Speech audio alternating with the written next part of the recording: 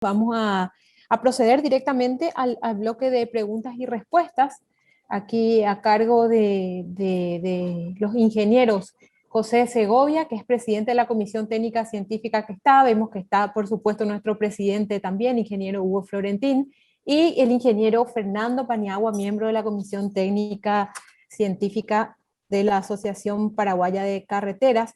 Ayer le presenté al ingeniero ya José Segovia. Me gustaría que me permitan presentar al ingeniero Fernando Paniagua. Bueno, el ingeniero Fernando Paniagua, que ayer no le pudimos presentar y hoy está con nosotros, es un ingeniero dedicado al área de infraestructura vial y actualmente coordinador de proyectos para evaluación de la región oriental y de pavimentaciones, especialmente del Chaco paraguayo. Él es profesor e investigador part-time en el Departamento de Ingeniería Civil de la Universidad Católica de Asunción. Coordinó el diseño vial de la pavimentación corredor bioceánico de 276 kilómetros, además del proyecto de duplicación de la Traschaco en su etapa de prelicitación. Participó y coordinó del primer proyecto público con financiamiento privado desde el MOPC con la Ley 5074. Realiza investigación y desarrollo en el área vial de la Universidad Católica de Asunción. Tiene una cantidad de artículos científicos publicados con especialidad en materiales y evaluación de pavimentos. Hoy en día forma parte de la comisión directiva de la APC y, como les dije, de la comisión técnica científica de la APC PIARC. Adelante, ingenieros de la APC, para el bloque de preguntas y respuestas. Muy buenas tardes, gracias ingeniero Fernando Martínez por la presentación muy buena. Quería poner en contexto porque el ingeniero Fernando es, por decirlo, un viejo conocido, pero también cercano. Me puse a buscar a qué distancia estaba Rosario de Asunción y estamos cerca de 1000 kilómetros. O sea que mucho de lo que están haciendo en su laboratorio yo creo que es aplicable a Paraguay. Entonces creo que es muy válida la información que está presentando y que seguís compartiendo. Tenemos varias preguntas, empiezo con algunas. La primera de Martina Ayala dice, si podrías comentar los resultados desde 1985 a la actualidad y si son agrupables esos ensayos o normas. Bueno, antes de pasar a la pregunta, justamente hemos tenido el agrado de tener en nuestro laboratorio ensayos de mezclas de Paraguay, pero fundamentalmente referida a la resistencia a la deformación permanente, el ensayo de rueda cargada, así que hemos tenido bastante contacto en ese sentido. Respecto a la pregunta en particular, todos los que están recogidos en esa base de datos de más de 1000 resultados fueron determinados con el mismo procedimiento. Cargas aplicadas sinusoidalmente, frecuencias y temperaturas iguales en todos los casos. Son mezclas que en realidad se ejecutaron en Argentina a partir de los años 90, en el 92 en adelante, y a medida que íbamos pudiendo recolectar estas mezclas, se seguía este procedimiento de separar un grupo de probetas para caracterizarlo, digamos así, en el laboratorio de manera convencional, y dos más que podíamos ensayar a módulo. Y se fue poco a poco agregando en esta base de datos. Inicialmente teníamos pocos valores y bueno, hoy día estamos alrededor, más de 1000, digamos. En algunos casos no repetimos este procedimiento, por tratarse de mezclas de muy similares características.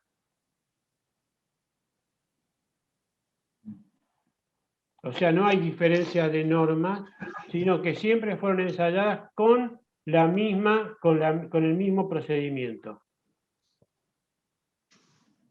Ya. La señora Ingrid Rodríguez pregunta, también respecto a la literatura internacional, se conocen dos relaciones para determinar la frecuencia de diseño, y las menciona ahí. Y la consulta es, dependiendo de la forma o función de la carga, ¿cuál recomiendan? Bueno, esta es Se una refiere a estas relaciones. Sí, las conozco. En realidad esta es una discusión que todavía está vigente. según cuenta la historia, pareciera que que está influenciada por el factor pi, esa que es la frecuencia dividida 1 sobre 2 pi t, es propia de los que han estudiado rheología en otros materiales, fundamentalmente materiales poliméricos. La de 1 sobre t parece que fue una forma un tanto más simple que se adoptó a partir de las mezclas asfálticas. ¿Cuál es la realidad? Yo soy partidario de usar la que está 1 sobre 2 pi t, porque es la que, desde el punto de vista teórico, es la que representa.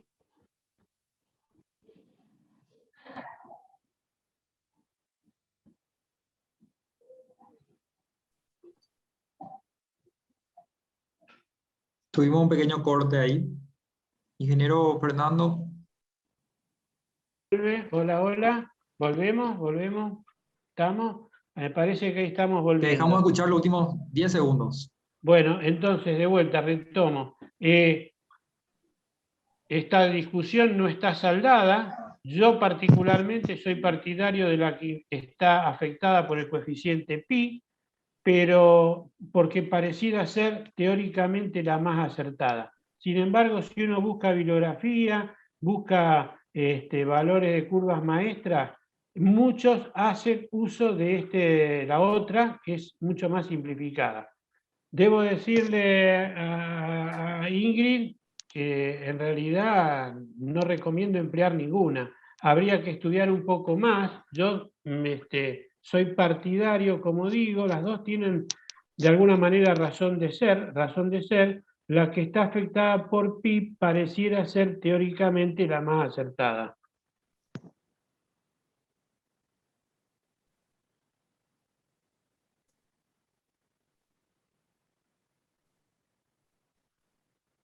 Disculpen, vamos por la tercera pregunta. El ingeniero Fernando Molinas pregunta, conceptualmente, ¿cuál sería la diferencia entre el ensayo T342 del módulo dinámico de mezclas asfálticas y el ensayo ASTM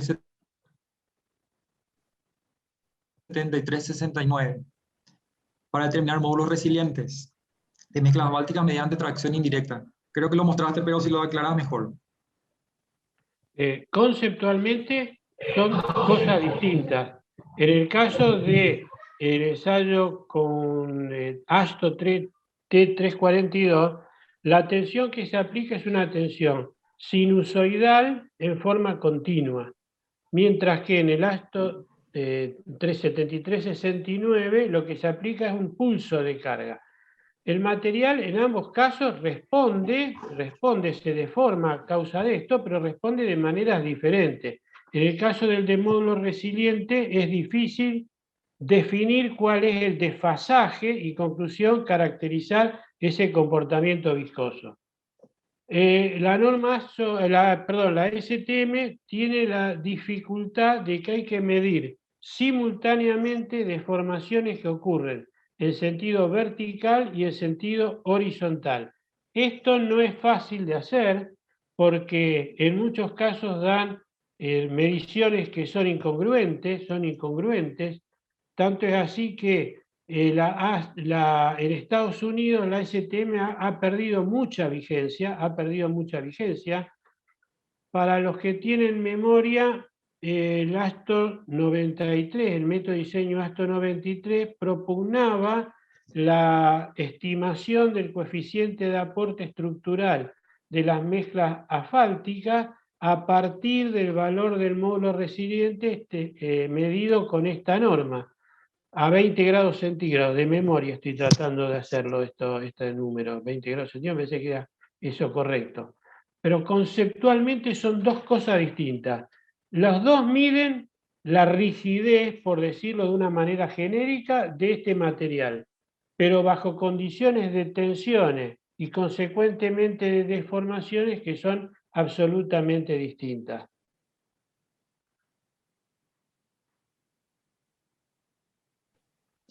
Bien, el señor Héctor Oviedo pregunta, ¿qué rango de temperatura podría predecirse con la ecuación de Wizard? Se pueden predecir con la ecuación de Wizard, al menos teóricamente, cualquier temperatura. Lo que pasa es que la ecuación ha sido ajustada dentro de un rango limitado, que va entre temperaturas del orden de los -10, -15 grados a temperatura de los 60, 70 grados a la frecuencia de 8 a 10 Hz. Entonces, digamos que esa predicción es más razonable dentro de ese rango, no así cuando uno se escapa de ese rango. Afortunadamente, ese rango cubre, diría, la mayor parte de condiciones de frecuencia y temperatura de nuestros pavimentos, digamos, en esta parte de Latinoamérica. No son condiciones desérticas, por ahí habría que ver si esto funciona.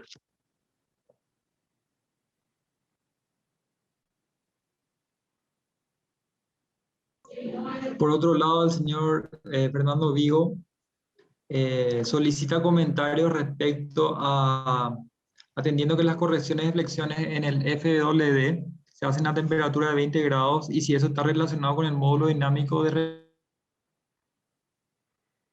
referencia a 20 grados. Bueno, el comentario que yo haría, no quiero invadir por ahí temas que seguramente el doctor Loria va a tratar, pero soy favorable a esto, digamos, estoy de acuerdo con esto. Cuando uno mide con el Falling Wave Effectometer un tramo de ruta, difícilmente la temperatura de medición sea exactamente de 20 grados centígrados en todos los puntos. Entonces, una forma de poder de alguna manera atenuar este efecto es transformar todas las mediciones a la temperatura de referencia de 20 grados centígrados, donde se supone el módulo de esta mezcla está respondiendo a la misma temperatura. Hay varias formas de hacerlo, varias ecuaciones propuestas, simples, más complejas, para producir esta corrección. En realidad lo que está buscando esta corrección es determinar un valor de la deflexión que caracterice, que sea la típica representativa de un determinado tramo homogéneo. Entonces, más allá de cuál sea el método, la idea es encontrar a lo largo de este tramo homogéneo un valor que suponemos representativo de la totalidad del tramo. Yo insisto, soy favorable las veces que me ha tocado tratar sobre este tema, y siempre hay que tener precauciones en los rangos de temperatura. Hemos tenido que medir a veces deflexiones con el Falling Wave de noche para atenuar el efecto de empezar a la mañana temprano con una temperatura en verano que a lo largo del día cambiaba notariamente. Entonces, bueno, ahí empieza a ser dificultoso interpretar si los cambios en las deflexiones son producto de la estructura o son producto de que el aporte estructural, por decirlo de alguna manera, de la mezcla asfáltica está cambiando.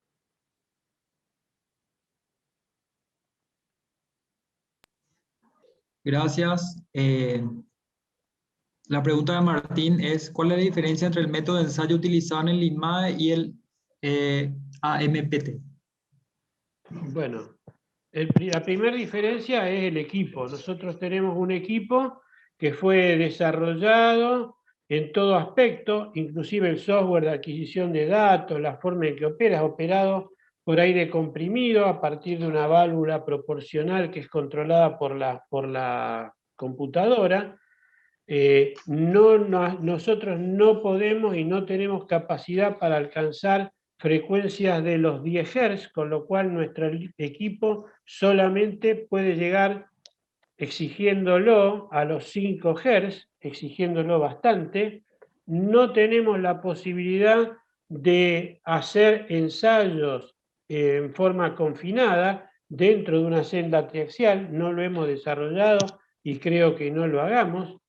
Y por otra parte, otra diferencia es la operación. En el nuestro es mucho más artesanal la operación, porque fue desarrollado con fines de investigación. Entonces, hay muchos parámetros del ensayo que casi podemos tocar y modificar a gusto. Los que vienen ya en el equipo AMPT, las posibilidades de operación, de adquisición de datos, de procesamiento de los resultados, es mucho más estandarizado, porque se supone que es un equipo de laboratorio que no va a operar un científico, sino va a operar un técnico de laboratorio, entrenado y capacitado, pero que no va a salirse de determinadas cuestiones normalizadas. Nosotros lo usamos con fines de investigación. Hemos hecho cosas medias raras con el equipo, pero bueno, esa es la principal diferencia. ¿Nos sirve? Y sí, servir sirve. Lógicamente, si tuviéramos la posibilidad de tener en nuestro laboratorio una MPT, estaríamos muy contentos, pero esto se nos escapa. Debo hacer una consideración final al respecto de esto.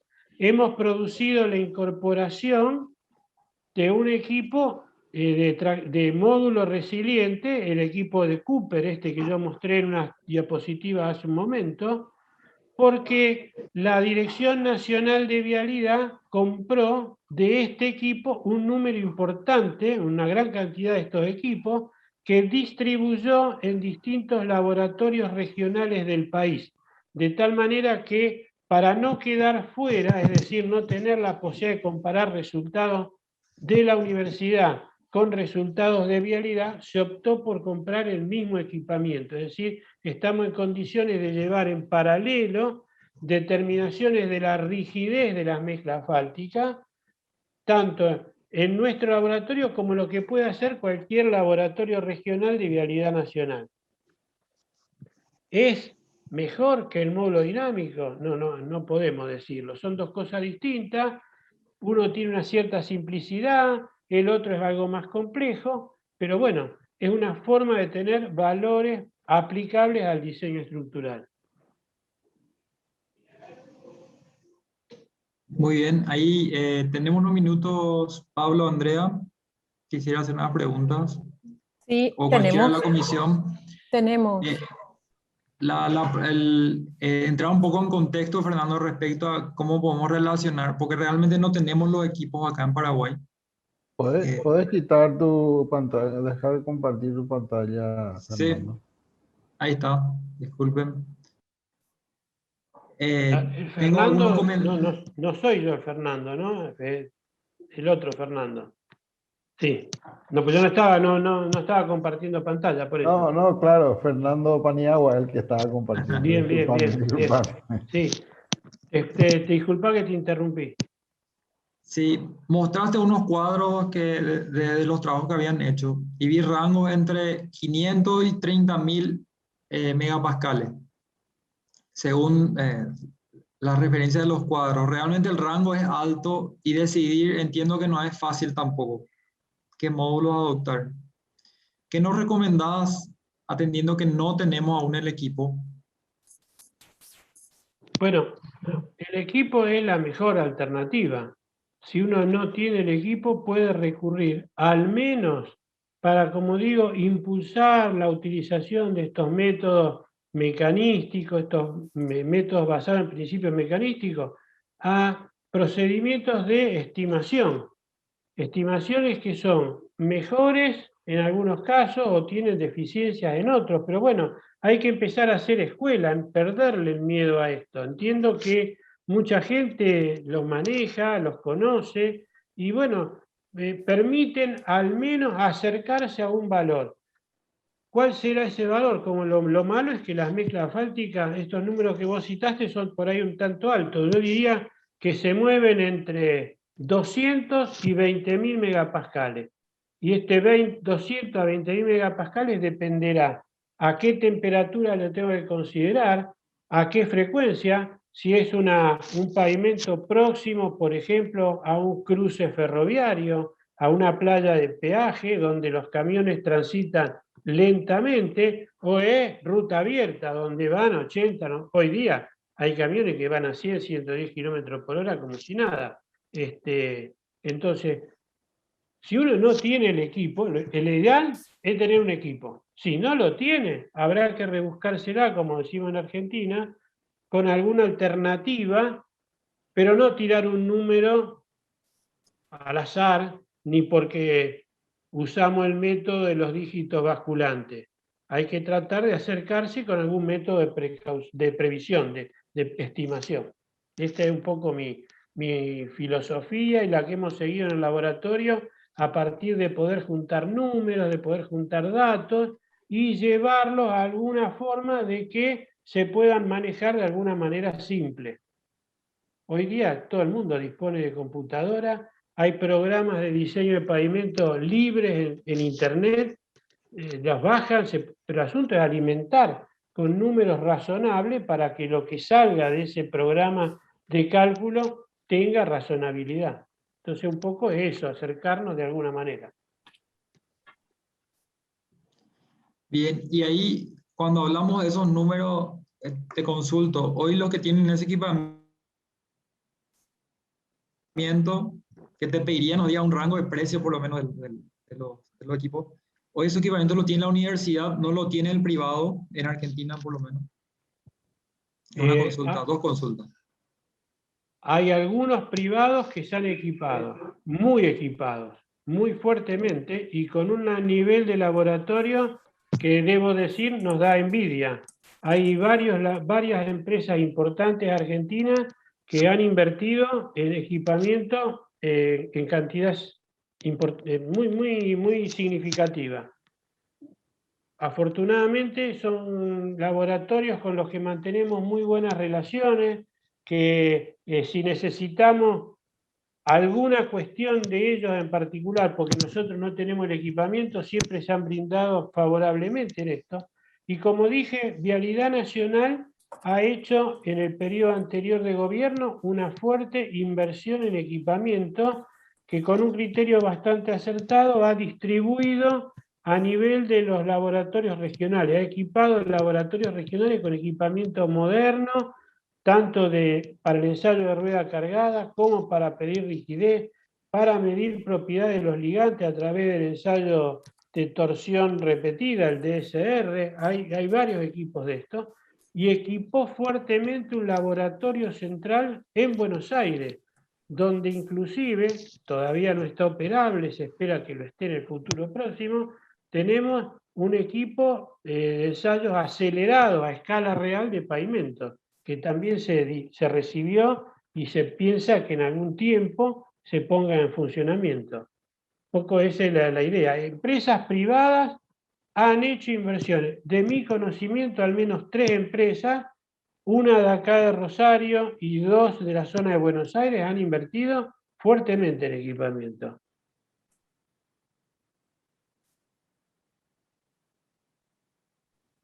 Dejo abierto el micrófono sin antes consultarte. Los equipos de Vialidad Nacional de Argentina ya están activos, o sea, ya están caracterizando materiales. Sí, no 100%, porque un gran problema que hubo que cubrir fue el del personal que los operara. Vialidad Nacional había sufrido a lo largo del tiempo un desgaste, vamos a decirlo de esta manera, de los profesionales técnicos.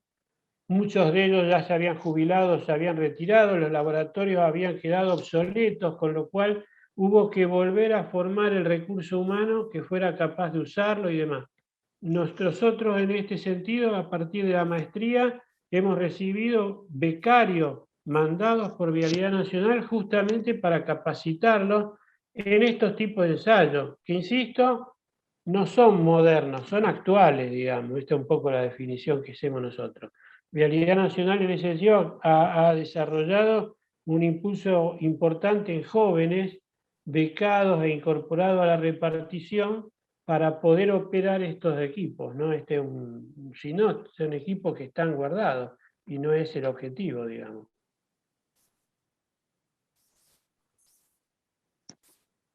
Bien. ¿Estamos, ingeniero Paniagua? Sí, la verdad que yo quiero seguir preguntando, pero dejo abierto el micrófono. Está muy buena la respuesta de Fernando. Pero también es algo que aclaró que no podemos usar modelos teóricos, pero tenemos que medir, tenemos que caracterizar localmente. Eso me llevaría como principal idea, ¿verdad? Debemos equipar y medir. De mi poca experiencia, más allá de otras regiones del país, uno encuentra grandes diferencias. Cuando nosotros damos los cursos acá en Rosario y viene gente de otras regiones, nos centralizamos muchísimo, por ejemplo, en los suelos finos, en los estabilizados, porque nosotros no tenemos agregados. Los agregados más cercanos que le quedan a Rosario están a 450 kilómetros. Mientras que gente que viene de otras regiones me dice, pero ¿para qué suelos finos si nosotros tenemos todo piedra, digamos? Un poco la inversa. Entonces, la realidad de las distintas regiones, la caracterización que cada región pueda hacer, eso sí enriquece, porque si no, termina siendo un discurso teórico que no va a tener aplicación en ningún lado. Bien. Muy bien, muchas gracias. Al contrario, de vuelta, agradecer la invitación que hemos recibido tanto Silvia como yo de parte de la Asociación Paraguaya de Carretera. Sabe Hugo, como un gran amigo que nos conocemos hace bastante, que cuenta con nosotros para cuando nos necesite para alguna otra oportunidad. Nada más que eso y muy buenas tardes a todos y disculpas por haberlos retenido tanto tiempo y haberlos aburrido con esta charla. No, muchísimas gracias a usted, ingeniero Fernando Martínez, por su excelente presentación y gracias al ingeniero Paniagua y a los directivos de APC por acompañar esto.